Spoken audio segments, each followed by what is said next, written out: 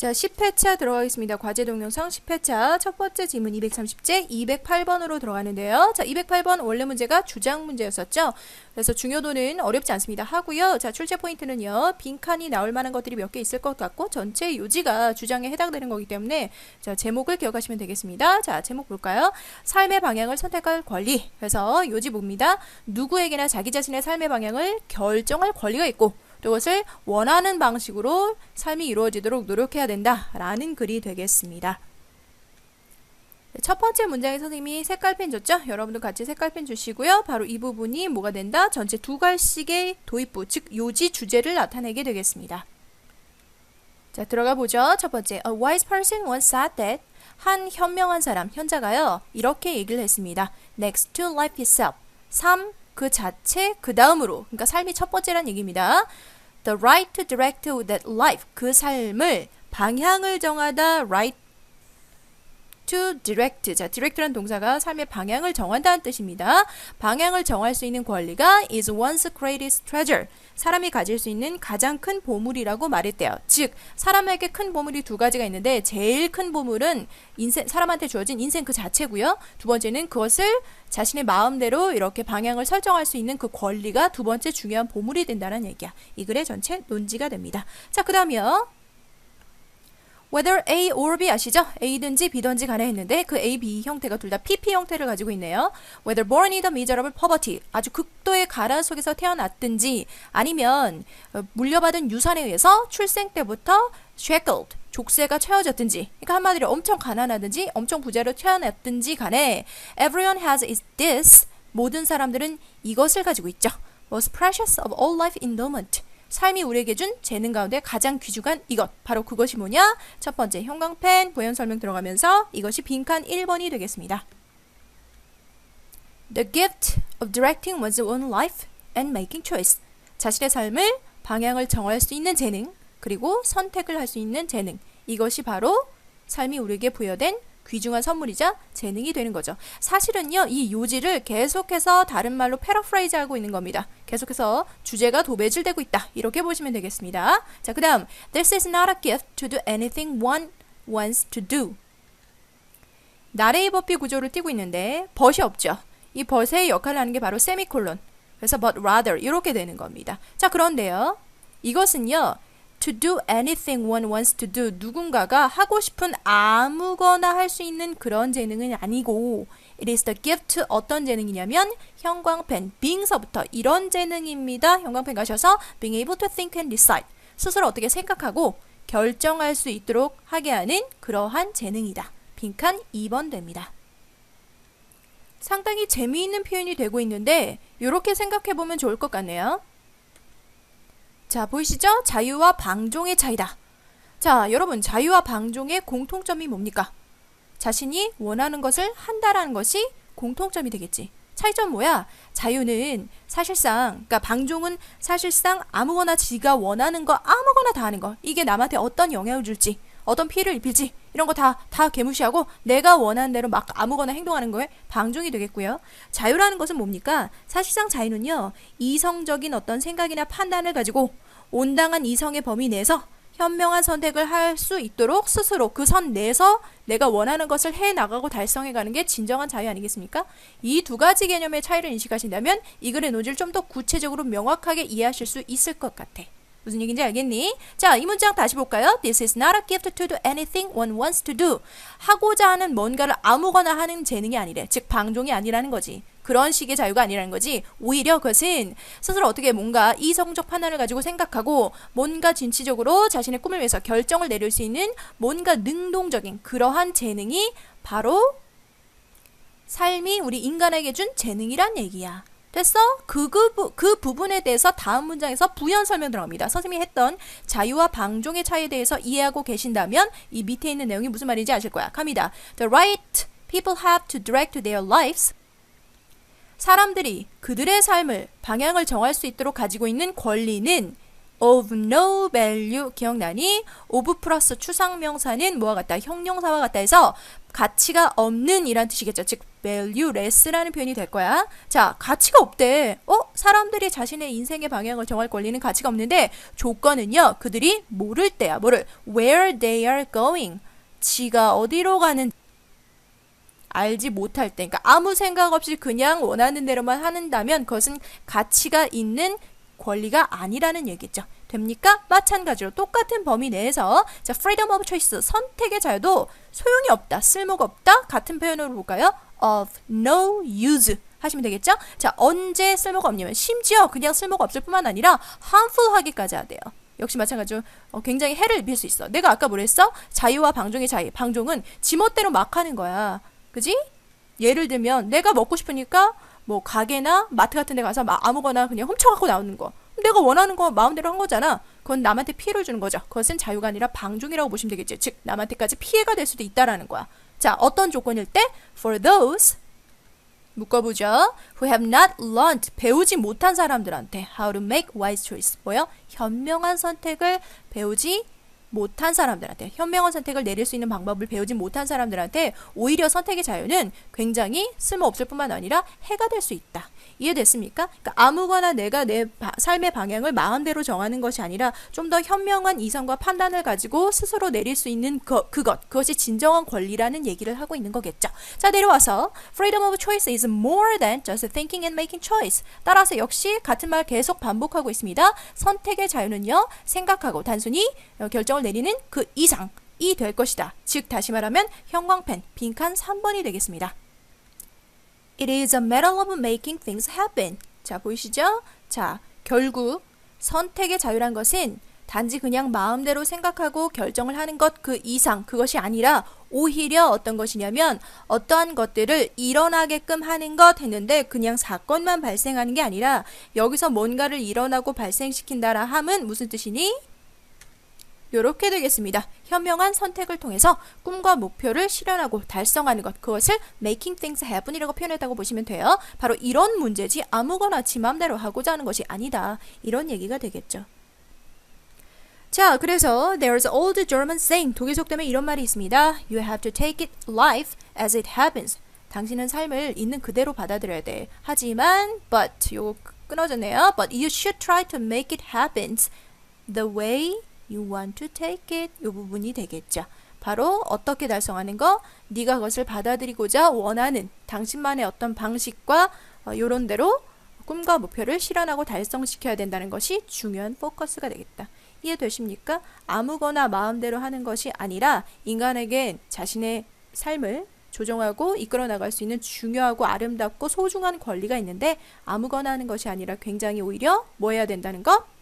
그것을 가치 있고 현명하게 판단 내리고 결정해서 뭔가를 달성하고자 하는 그러한 자유가 진정한 삶을 이끌어 나가는 자유다라고 표현한 글이죠. 이해되셨습니까? 제목과 빈칸 3개 주목하시면서 자, 213번으로 넘어갑니다. 자, 213번 들어갑니다. 213번 문제는요. 어휘 문제였는데 썩 좋아 보이는 문제는 아니었습니다. 왜냐하면 선생님이 지난 동강에서 얘기했던 것처럼 자, 어휘 문제가 괜찮은 어휘 문제가 되려면 의미적 반의관계 또는 형태적 반의관계를 띠는 문제들이 굉장히 괜찮은 문제입니다. 그렇죠? 자, 그런데 얘는 별로 그러지 못했어요. 그래서 별로 좋은 문제는 아니었다고 보고 다만 이제 중요도가 그래서 뭐 내용도 쉽기 때문에 하 정도로 보시면 되겠고요. 출제 포인트는 전체 내용의 포인트, 즉 제목과 빈칸으로 나올 수 있는 부분 요 두 가지 부분만 보시는데요. 자, 첫 번째 문장 일단 형광펜 가보시죠. 치셨나요? 자, 첫 번째 문장이 이걸 전체에 뭐가 된다? 요지가 된다. 그래서 갑니다. Lizard and other desert reptile 도마뱀님이나 그부 밖의 기타 사막의 파충류들은 must develop 반드시 발달시켜야 됩니다. Strategy of thermal regulation 체온 변화 밑에 나와있죠? 체온 조절의 전략을 발달시켜야 돼. 왜? To cope with drastic temperature change 급격한 온도 변화에 대처하기 위해서 온도 변화에 대처하기 위해서 뭐 해야 된다? 체온 조절의 전략들을 발달시켜야 된다. 그럼 그 이하의 전부 다 어디까지? 여기서부터 마지막 문장 전까지가 전부 다 뭐가 되겠어? 그렇지. 체온 유지 전략 혹은 방법 같은 것들의 나열이 되겠죠. 됐어요? 하나, 둘, 셋, 이렇게 네 가지가 나올 것 같은데 간략하게 선생님 이거 라인 바이 라인 해석하지 않겠습니다. 첫 번째 방법은요. 도마뱀이 자신의 몸의 열을 보존하기 위해서 밤이면 모래에 자신을 묻는데 그리고 다시 아침이 되면 두 번째로 나와서 햇빛을 쬐인다는 거지. 근데 한낮에는 햇빛이 너무 강해. 너무 더우니까 그늘을 찾아다니면서 어느 정도 조절을 하고요. 이제 저녁 때가 돼서 오후가 되면 이제 냉각이 시작되기 때문에 또 몸의 체온 유지를 하기 위해서 최대한 오후에 햇빛을 잘 흡수하고 쪼이면서 그 다음에 다시 뭐 밤에 모래에 자신을 묻는 그런 과정. 이런 네 가지 방법들이 순차적으로 나열되어 있습니다. 그래서 자 다시 마지막 문장으로 그냥 넘어가 보도록 하죠. 자, these are 이러한 전략들은 모두 뭐다? 행동적 메커니즘이자 그랬죠. 메커니즘이다. that 어떤 거냐면 형광펜 쭉 가셔서 assist the body in making physiological adjustment to changing temperature. 잘 보세요. 이 마지막 부분 노란색으로 지금 이중으로 되어 있는 이 부분이 바로 빈칸으로 유일무이하게 나올 수 있는 부분인데 이게 빈칸으로 설마 나온다 하더라도 쉽게 답을 찾을 수 있겠죠. 왜냐하면 주제가 보이세요? 이것이 두괄식에서 다시 미괄식, 즉 다시 말하면 양괄식으로 주제가 다시 한번 반복되고 있는 부분이야. 그래서 너무 뻔한 문장 구조를 가지고 있죠. 그렇다면 이 빈칸에 해당하는 부분 볼까요? 이러한 행동들이 모두 행동적 메커니즘이자 다시 말하면 첫 번째 문장에 자 전략이다. 체온 유지를 위한 전략이다. 뭐 하기 위한 거였냐면 to cope with the drastic temperature change. 급격한 온도 변화에 대처하기 위한 것. 똑같은 말로 어떻게 바꿨었니? 같은 말이라는 거 패러프레이징 된 거 보이시죠? Assist the body in making physiological adjustment to changing temperature 해서 변화하는 온도에 대한 생리적인 적응 방식을 하는 데 있어서 신체를 돕는 메커니즘. 같은 말이라는 거 딱 여러분 캐치하실 수 있겠지? 그런 얘기가 됩니다. 어렵지 않죠? 요 지문은 여기까지 하고 넘어갑니다. 자, 230제 218번으로 넘어갑니다. 자, 218번 문제는 원래 빈칸 문제였었는데요. 빈칸 문제는 나쁘지 않았던 문제 같아요. 자, 그런데 이 문제가 뭐 어렵지 않습니다. 이집트가 어떻게 해서 비옥한 토양이 형성되었는가에 관련된 내용이라서 중요도는 어렵지 않고 하였습니다. 그래서 출제 포인트는요. 그 형성되는 어떤 원리나 기원적인 것들은 시간의 흐름상으로 돼 있었을 때 순서로 나올 확률이 굉장히 높습니다. 그래서 순서 문제 괜찮고요. 그다음에 전체 문장의 어떤 요지, 즉 제목을 보시면 되는데 그게 바로 뭐니? 바로 형광펜 첫 번째 문장서부터 들어갈 거예요. 여기 이 부분. 자, 이집트의 비옥한 토양이 형성되는 원리다. 이 부분이 바로 뭐가 된다? 제목이 되겠죠. 됐죠? 자, 그럼 여러분 이 글을 들어가기에 앞서서 오른쪽에 있는 여러분 필기판 오른쪽에 네 단락으로 나뉘어져 있을 거야. 이것이 바로 이 글의 순서를 나눈 부분과 일치하는 내용입니다. 자, 내용 정리 먼저 가보죠. 자, 첫 번째. 여러분 필기본 보시는 거야. 자, 나일강의 범람이나 침수로 이집트인들이 수혜자가 됐대. 자, 나일강이 범람하고 침수가 됐다는 것은 사실은 환경 문제예요. 왜? 자연재해니까. 그런데 오히려 이것에 혜택을 얻은 사람들이 이집트인들이었다라고 결론을 먼저 친 거지. 그래서 다시 왜 그런 거 하니 해서 이집트가 비옥한 토양을 갖게 된 순서대로 내용이 정리됩니다. 자, 첫 번째요. 고산지의 그 산림과 이런 것들이 훼손되고 토양이 침식되는데 그런데 6월달에 비가 엄청 많이 내리는 거야. 그럼 뭐가 생겨? 토사물이 많이 생기겠죠. 그러니까 퇴적물이 많이 생기고 이것이 물의 흐름을 따라서 이집트로 쭉 9월달에 이동을 하게 되는 거지. 그런데 이동하는 과정에서 좁은 계곡을 만나게 됩니다. 그러면 좁아지니까 어떤 토사나 퇴적물들이 양 옆에 쌓이게 되겠죠.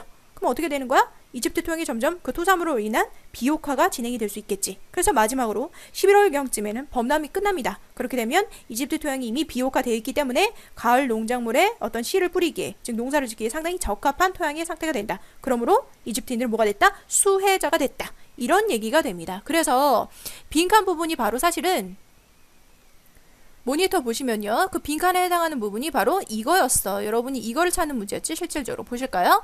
바로 결과적으로 뭐야? 이집트인들이 다른 사람의 환경 문제에 대한 뭐가 되었다? 수혜자가 되었다. 이거였잖아. 이게 빈칸으로 나왔던 문제였단 말이야. 괜찮은 문제였죠. 괜찮은 문제였는데 이 문제가 다시 빈칸으로는 안 나올 테니까 우리는 순서, 흐름 위주로 한번 가보자고요. 첫 번째 문장 들어갑니다. Each year, 매년에 나일강이요, would flood 범람을 해서 the vast lengths of its lower valley, 그것의 하류에 있는 유역까지 범람을 하게 됩니다. 그러면서 어떻게 되냐면 depositing, 퇴적시키죠. 수많은 양의 silt가 뭐였어? 토사물. 뒤에 나오지. 그치? 어떤 모래나 진흙 같은 것들의 퇴적물이라고 생각하시면 됩니다. 이것들을 계속 쌓아져 가는데 그 근원지가 from 뭐로부터 두 개의 근원지래요. 이디오피아와 그 다음에 우간다.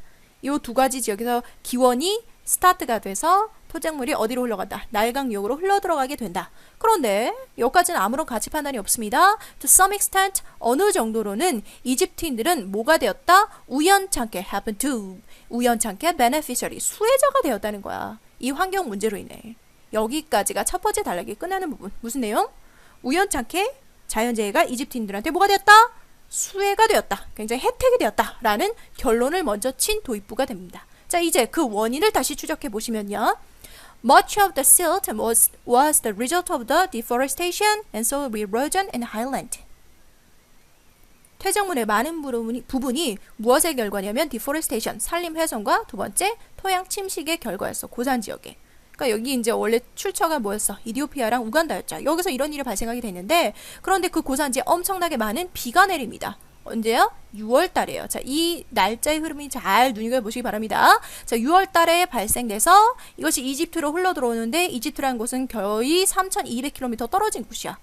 그때 시기가 9월 달이 되죠. 자, 흐름 느끼셨습니까? 여기까지가 두 번째 단락이 된다. 자, 그 다음 바로 여기서 즉 이집트로 흘러나가오는 이 과정에서 it spread out. 전치사에 유의하면서 이 문장을 해석해 보시면요. 이것이 퍼져나갑니다. 좁은 협곡을 따라. 그런데 이 좁은 협곡은 no more than 단지 그 직경이 즉 폭이 20km 정도밖에 곳에 따라 되지 않는 그런 좁은 협곡을 통과하는데 뭘 통해서? through natural overflow channel. 자연적인 범람 경로를 따라서. 그래서 어디로 흘러 들어가죠? into basin. 강 유역까지 흘러 들어가게 됩니다. 그럼 어떤 결과를 초래하느냐? 여기까지 문장 끝나고 사실은 투부정사는 이어서 결과적인 용법이 돼서요. 그래서 to produce 만들어내게 되는 거죠. 무엇을? 풍부하고 영구적으로 새롭게 되는 그런 토양을 형성하게 된다라는 결론이 나온 겁니다. 토사물로 인해서 토양이 상당히 영양분이 비옥해지는 그러한 토양이 될 수밖에 없다라는 결론이 나왔습니다. 자, 마지막 문장 넘어가시면요. 여기까지 세 번째 단락. The flood ended in November. 자, 11월에 그 범람은 끝나지만 이 짧은 기간이 정확하게 굉장히 적합하게 되는 거죠. 무엇에? 가을철에 씨 뿌리기에 적합하게 된다. 됩니까? 자, 이런 과정 때문에 이집트인들이 오히려 범람으로 인한 수혜를 혜택을 입게 되었다. 이런 얘기가 되겠습니다. 자, 넘어갑니다. 221번 다음 지문으로 넘어갑니다. 역시 마찬가지로 빈칸 문제였었네요. 자, 중요도는 하고요. 출제 포인트는요. 별로 특별하게 나올 만한 건 없어요. 그러니까 전체적인 어떤 논지 그리고 그것을 요약할 수 있는 거, 그 제목으로 함축할 수 있는 거 정도만 보시면 될 것 같습니다. 자, 첫 번째 문장으로 바로 가보죠. 자, 중요도 합니다. 자, I have seen horses standing quietly, sometimes several together. 저는요, 말들이 서 있는 걸 봤어요. 여러분이 여기를 굳이 색펜으로 칠 필요는 없는데 주목해서 이렇게 좀 보시라는 부분이에요. 자, I always supposed that. 저는 항상 생각했습니다. They were sleeping. 자고 있다고. 하지만 지금 생각하죠. 사실은 자고 있는 게 아니라 뭐였다? dozing. 졸고 있는 것이라고 생각합니다. 자, 이렇게 판단을 내린 이유가 분명히 있을 겁니다. 서 있는 건 자는 게 아니다. 뭐였다? 원래는 자는 건 줄 알았는데 졸고 있는 것이었다. 자, 과학자들이요. 연구를 했대요. 수면 연구를 했는데 사람도 하고 동물도 한 거야. 말을 포함해서. 그래서 뭘 어떻게 알게 되냐면 이 과학자들은요. 전기 신호를 기록합니다. 그리고 그 전기 신호가 바로 어디서 측정되냐면 피부의 겉표면에서 측정이 되고 그 전기 신호는 우리한테 뭘 말해주죠? 대략 What is going on inside the brain? 뇌 속에서 무슨 일이 일어나는지를 알려주는 전기 신호래. 봤더니 중요한 건 그 전기 신호를 통해서 과학자들이 최종적으로 알게 된 사실이 바로 이거죠. 어떤 말의 뇌도 수면 패턴을 완전한 수면 패턴을 만들어내는데 중요한 건 그 조건이 only when the horse is lying down on its side. 말들이요 옆으로 누워서 잘 때만 완전한 수면이라는 거야. 자, 그렇다면 생각해 보세요, 여러분. 말들이 좀처럼 이제 옆으로만 자야지 완벽한 수면이기 때문에 첫 번째 문장에서 서 있는 게 슬리핑하는 것이 아니라는 결론이죠. 그러니까 사실 서 있는 거는 엄연히 따지면 제대로 자는 것이 아니라 그냥 dozing, 졸고 있는 것, 즉 정상적 수면이 아니라는 결론이 여기서 연결이 되시는 겁니다. 자, 그렇다면 이렇게 옆으로 자는 것이 완전한 수면 패턴이라는 걸 보여줬는데 자, 후반부에서 그 이유가 설명되고 있기 때문에 이 부분 불락친 부분이 요지와 요약의 포커스가 되는 부분이라고 생각하시면 되겠습니다. 자, 볼까요? The horse sleeps like this. 이렇게 잔대. 즉 누워서 자는 건데 굉장히 짧게 잔대. 깊이 오랫동안 자지 못하고 여러 번 짧은 시간의 간격으로 잡니다. 그리고 그것은 대략 30분 정도밖에 되지 않아요. 왜 그런 거 봤더니 야생에서 말은요 반드시 포식자를 경계해야 된대요. 예를 들면 사자나 호랑이 같은 것들. 따라서 이해할 만합니다. 뭐예요? They learn to sleep deeply. 그들이 깊게 수면을 할 수 있는 법을 배웠다라는 거. 오로지 어떻게? Only in a short nap. 짧은 낮잠. 됐지? 짧은 낮잠 속에서만 숙면을 취하는 것을 배운 것은 포식자를 경계하기 위함이니까 너무나 당연하다. 따라서 then maybe 바로 그것이 왜 우리가 좀처럼 말들이 진정으로 자는 거. 진정으로 잔다는 건 무슨 뜻이야? 그렇지. lying down on its side라는 얘기겠죠? 진정으로 자는 것을 좀처럼 보지 못한 이유가 돼버리는 겁니다. 자, 그래서 오른쪽에 여러분 요약 정리된 거 보이시면요. 자, 제목은 말들이 좀처럼 자고 있는 것을 우리가 보지 못했던 이유는 바로 뭐였다? 야생에서 포식자를 경계하겠기 때문이다. 그래서 옆으로 놓였을 때만 오로지 완벽한 수면으로 짧게 칠 수밖에 없었다. 이 부분만 요약을 잘 하실 수 있으면 될 것 같습니다. 그냥 많이 나올 것 같지는 않지만 정리했습니다. 자, 다음 지문으로 넘어가 보죠. 자, 10회차 마지막 지문으로 넘어가도록 하겠습니다. 226번에서 227번 지문 한번 보도록 합니다. 자, 이 글은 제목과 빈칸을 찾아내는 문제였습니다. 장문이었고요. 중요도는 하, 그리고 이 글에서 출제될 포인트, 그냥 전체적인 내용, 요지만 기억하시면 될 것 같습니다. 자, 제 글의 구성 한번 저와 함께 보시죠. 세 단락으로 나뉘어져 있는 거 보이시죠? 자, 세 단락 첫 번째 단락은요. 여기까지 해서 필자의 첫 번째 예시가 나옵니다. 일화에 대한 예시가 나오고요. 임대보증금에 대한 얘기가 나오거든요. 자, 그 다음 일화의 어떤 내용을 정리하는 그런 요지를 정리하는 거가 나오고요. 이 마지막 단락에서 전체적인 이 사람의 그 일화를 통한 정리, 교훈을 암시하면서 두 번째 예시가 또 다른 근거로서 다른 예시를 대면서 정리 및 교훈을 나타내고 있는 글이다. 이렇게 보시면 되겠습니다. 자, 이걸 전체적인 내용은 선생님 라인 바이 라인 하지 않을게요. 여러분 한번 읽어보셨죠? 그러니까 주인공 화자가 이사를 가면서 자신의 어떤 아파트의 임대보증을 돌려받아야 되는데 못 받은 거야. 그래서 관리인한테 물어봅니다.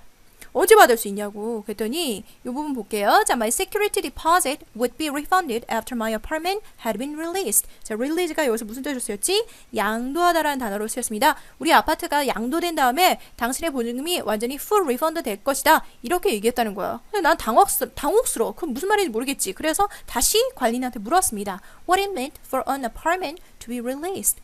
아파트가 양도되는 게 무슨 뜻이죠? 라고 다시 물은 거야. 그랬더니 그 receptionist, 즉 관리인이 잠깐만 기다리세요. 매니저한테 물어볼게. 이렇게 된 거죠. 여기서 할 수 있는 결론입니다. 두 번째 단락 넘어가서 Clearly, then the receptionist passed on the explanation.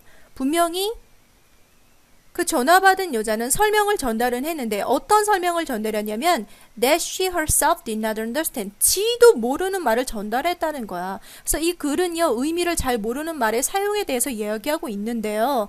자기도 잘 모르는 말을 전달했기 때문에 이것이 문제점으로 예시가 되어 있는 겁니다. 물론 당신의 아파트가 양도된 다음에 당신의 임대보증금이 반환될 겁니다. 라는 말은 표면적으로 봤을 때는 굉장히 그럴듯하고 나쁜 말이 없어. 그러나 불행히도 그 단어는 어떤 단어였다? 그 안에 있는 의미가요. was not at all clear. 명확하지 않았다는 거죠. 본인이 제대로 이해하지도 못하면서 그냥 액면가 그대로 그 말만 전달한 겁니다. 그랬을 때 우리 1차적으로 어떤 결론을 낼 수 있냐면요. The receptionist had a gap. 결여가 있었다라는 거야.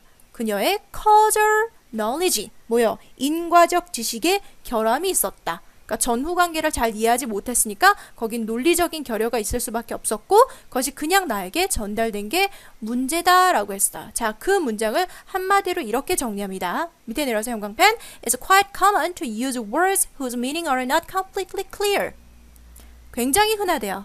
그러한 말을 쓰는 거. 어떤 말? 의미가 완전히 명확하지 않은 말을 쓰는 것이 우리 일상생활에서도 흔하다 이렇게 얘기했어. 그래서 두 번째 예로 뭐가 나오냐면 진공청소기에 대해서 작동 방법을 설명한다고 가정해 보건데 당신은 이렇게 말할 수 있습니다. 뭐라고요?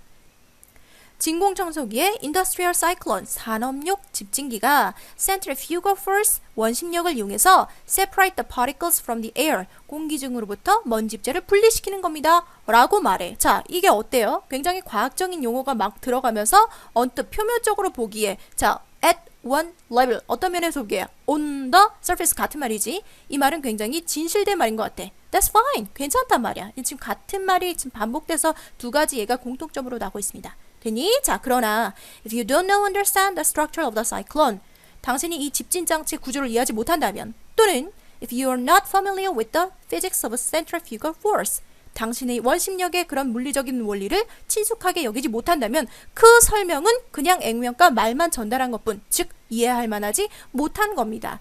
따라서 마지막 문장 다시 형광펜 하시면서 In this case, 이러한 경우에 그 설명에서 사용된 단어는 어떻다?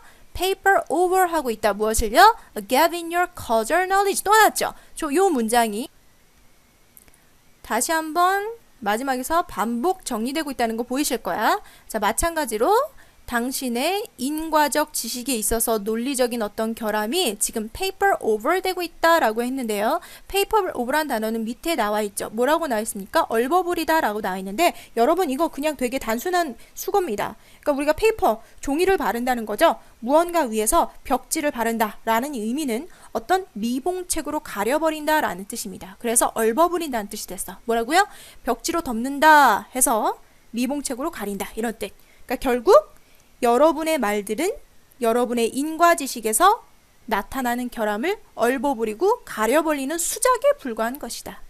이렇게 마무리 졌습니다. 자, 그렇다면 요지 거꾸로 다시 마지막으로 갑니다. 밑줄 한번 접을까요? 자신이 명확하게 이해하지 못하는 말을 사용하는 것은 당신이 인과관계 지식의 결함을 임시로 땜질하는 것과 같다. 이 말 알겠지? 임시로 땜질한다는 것은 여기서 paper over를 가리킨 표현이었어. 그치? 결국 네가 이해도 못하는 말을 쓰는 것이 맞지는 않다라는 얘기입니다. 의미를 잘 모르는 말을 사용을 하는 것은 잘못된 것이다 라는 조금 뻔한 논지였는데요. 이 글의 제목을요, 여러분 이 장문에서 실제로 물어본 제목이었어요. Are you fully aware of what you're saying? 넌 네가 말한 거 뭔 말인지 알겠니? 요런 제목이었네요. 자, 그런 글까지 해서 자, 중요도 별로 어렵지 않았네요. 하였고요. 자, 전체 요지만 기억하시면 될 것 같습니다. 자, 10회차 마무리 짓겠습니다. 다음 주에 봅시다.